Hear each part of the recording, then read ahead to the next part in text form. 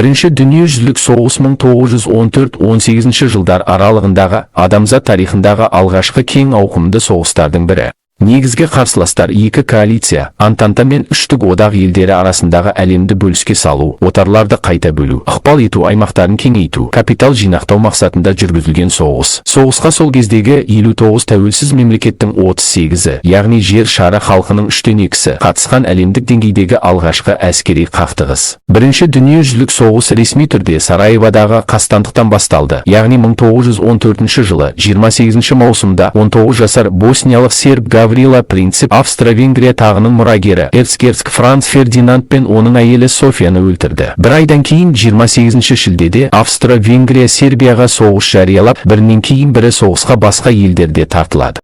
Шындығында Германия, Австро-Венгрия, Италия, Франция, Ұлыбритания, Ресей секілді сол кездің ұлы державалары арасындағы шиеленіс көптен бері ушығып, бір-біріне деген талаптар күшейіп келді. Әр ел әлемде бірінші болуға ұмтылды, ал басқалары оларға кедергі болды. Сондықтан осындай ұмтылыстар мен мүдделерін жүзеге асыру үшін мемлекеттер бір-бірін соғысқа итермеледі.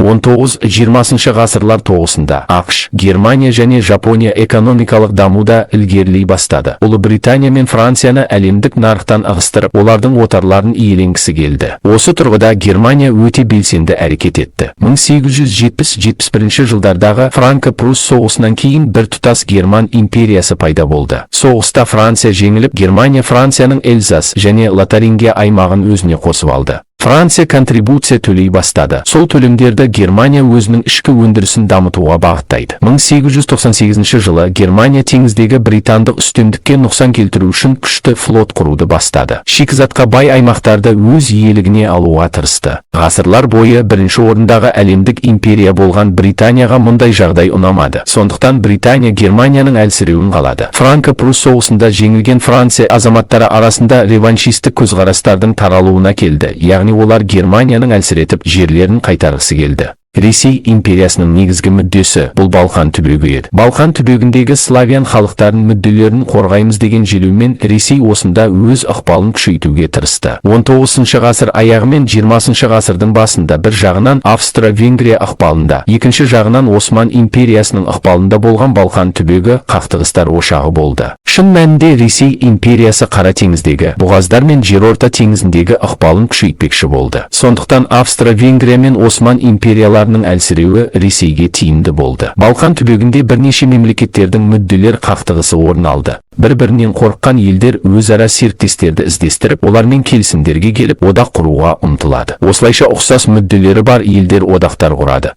1879 жылы Австро-Венгрия мен Германия бірігеді. 1882 жылы оларға Италия қосылып, үштік одақ пайда болды. 1904 жылы Франция мен Ұлыбритания жүрек келісімін, яғни Антантаны құрады. 1907 жылы бұл одаққа Ресей қосылады. Осылайша 20 ғасырдың басында Еуропада негізгі қарсылық күштері пайда болады.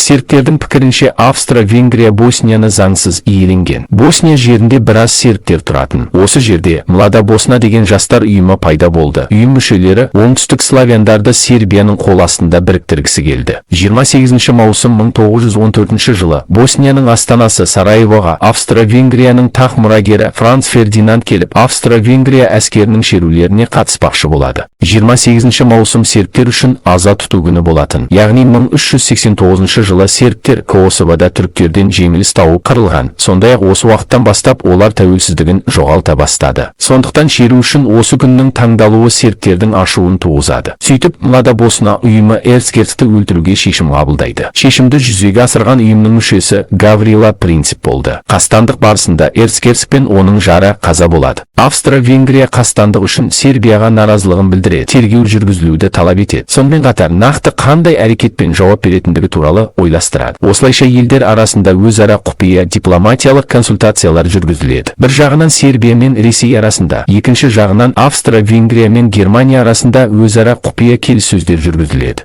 23 шілдеде Австро-Венгрия Сербияға ультиматум қояды және оған жауап беруге 48 сағат берді. Өз кезегінде Сербия Австро-Венгрия ультиматумының бір шартынан басқасын, яғни Австрия өкілдерінің тергеу жұмыстарына қатыстырылуы және Сербия жеріне австриялық полицияны кіргізу туралы шартынан басқасын барлығын қабылдайды. 26 шілдеде Австрия мобилизация жүргізіп, Сербия шекарасы маңына өз әскерлерін шоғырландырады. Бір ай ішінде келіссөздер жүргізіп, өзара келісімдерге келгеннен кейін, яғни Германияның қолдауымен Австро-Венгрия 1914 жылы 28 шілдеде Сербияға соғыс жариялады. Бұған жауап ретінде Ресей империясы мобилизация жариялайды. Оған Германия наразылық білдіріп, мобилизацияны тоқтатуды талап етеді. Тоқтатылмаған жағдайда Германия өз әскерін мобилизациялайтынын білдіртеді. 31 шілдеде Ресей империясында жалпы мобилизация жарияланады. Осыған жауап ретінде 1 тамызда Германия Ресейге соғыс жариялады.